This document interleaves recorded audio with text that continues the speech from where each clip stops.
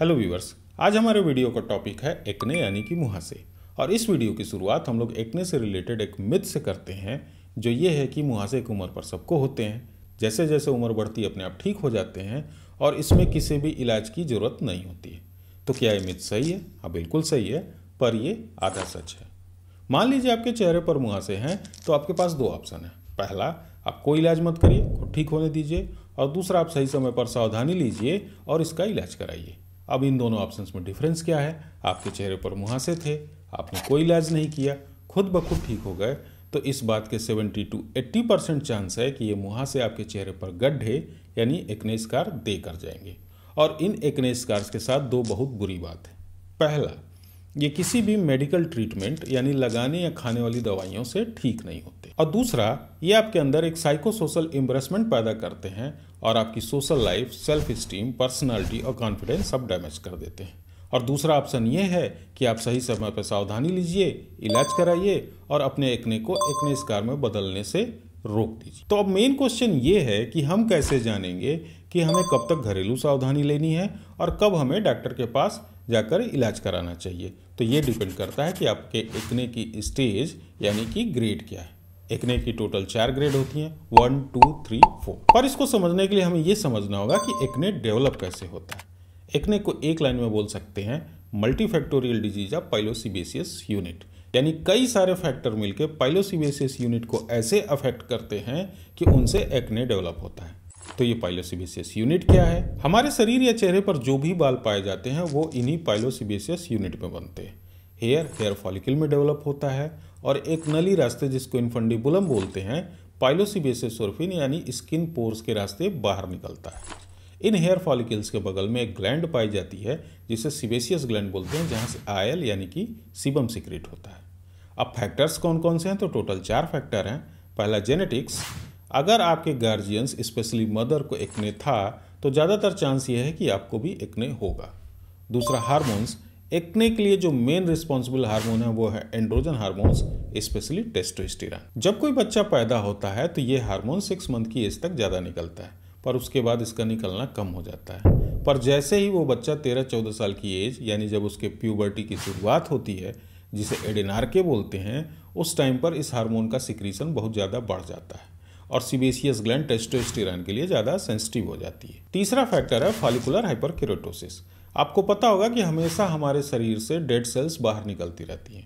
ठीक उसी तरह से पाइलोसीबेसियस यूनिट के अंदर से भी डेड सेल्स बाहर निकलती रहती हैं।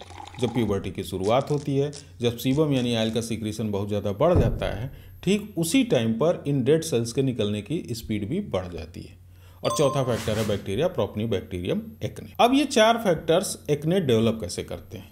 तो कोई बच्चा अपनी प्यूबर्टी यानी 13-14 साल की एज तक पहुंचा, उसके अंदर एंड्रोजन टेस्टोस्टेरोन का सिक्रीशन बढ़ गया, उसके सीबेसियस ग्लैंड इन हार्मोन्स के लिए ज़्यादा सेंसिटिव हो गए, तो आयल यानी सीबम का सिक्रीशन बढ़ जाता है और ठीक उसी समय पर डेड सेल्स के निकलने की स्पीड भी बढ़ जाती है। तो ये डेड सेल्स और सीबम मिलकर एक प्लग लाइक स्ट्रक्चर बना देते हैं, जो पाइलोसीबेसियस ओरिफिस यानी स्किन पोर को ब्लॉक कर देते हैं। फिर और ज़्यादा डेड सेल्स और सीबम निकलते हैं, जो इन प्लग के नीचे इकट्ठा होते हैं और छोटे छोटे दाने बना लेते हैं, जिन्हें कोमेडोन्स बोलते हैं। अगर इन पोर्स के ऊपर स्किन नहीं है तो ये ब्लैक कलर के दिखाई देते हैं, जिन्हें ओपन कोमेडोन्स या ब्लैक हेड्स बोलते हैं। पर अगर इन पोर्स के ऊपर स्किन है तो ये स्किन कलर या वाइट कलर के दिखाई देते हैं, जिन्हें क्लोज्ड कोमेडोन या वाइट हेड्स बोलते हैं। इस समय तक चेहरे पर कोई भी सूजन, कोई भी लालपन नहीं होती है और इसे ग्रेड 1 या माइल्ड एक्ने बोलते हैं। इस स्टेज पर आप घरेलू सावधानियों और कुछ ओटीसी प्रोडक्ट जैसे बेंजोइल पेरोक्साइड या रेटिनोइड से इसको ठीक कर सकते हैं। पर अगर कुछ नहीं किया गया तो इन कोमेडोन्स के अंदर बैक्टीरिया, प्रोपनीबैक्टीरियम एक्ने आ जाता है और इसके अंदर लालपन शुरू हो जाती है, जिन्हें पैप्यूल्स बोलते हैं। उसके बाद भी कुछ नहीं किया गया तो इसके अंदर पस फॉर्मेशन होता है, जिसे पिस्चूल्स बोलते हैं। यानी इस स्टेज पर आपके चेहरे पर कोमेडोन्स, कुछ पैप्यूल्स, कुछ पिस्चूल्स और रेडनेस दिखाई देती है, जिसे ग्रेड 2 एक्ने यानी कि मॉडरेट एक्ने बोलते हैं। पर अगर इस स्टेज पर भी इलाज नहीं किया गया तो ये पैप्यूल्स और पिस्चूल्स कड़े होकर गांठ जैसा स्ट्रक्चर बना लेते हैं, जिसे नोड्यूल बोलते हैं। यानी कि कोमेडोन्स, ज़्यादा पैप्यूल्स, पिस्चूल्स, 1-2 नोड्यूल्स, रेडनेस और सूजन, ये सब आपके चेहरे पर दिखाई देगी और इसे ग्रेड 3 एक्ने यानी कि मॉडरेटली सीवियर एक्ने बोलते हैं। इसके बाद भी अगर कुछ नहीं किया गया तो ये नोड्यूल्स बड़े होकर सिस्ट के फॉर्म में चेंज हो जाते हैं और अब आपके चेहरे पर दर्द होना शुरू हो जाएगा। यानी कि आपके चेहरे पर पेनफुल, पस field, red, comedones, papules, pustules, nodules, cyst सब पाए जाएंगे और इसको बोलते हैं ग्रेड 4 एक्ने यानी नोडुलोसिस्टिक एक्ने। तो ग्रेड 1 खुद से इलाज कर सकते हैं, घरेलू सावधानी रख सकते हैं, पर ग्रेड 2, 3, 4 तुरंत डॉक्टर के पास जाइए और अपने एक्ने को एक्ने स्कार में बदलने से रोक लीजिए। एक्ने चेहरे के अलावा फोरहेड, चेस्ट, शोल्डर और अपर बैक पर भी पाया जाता है।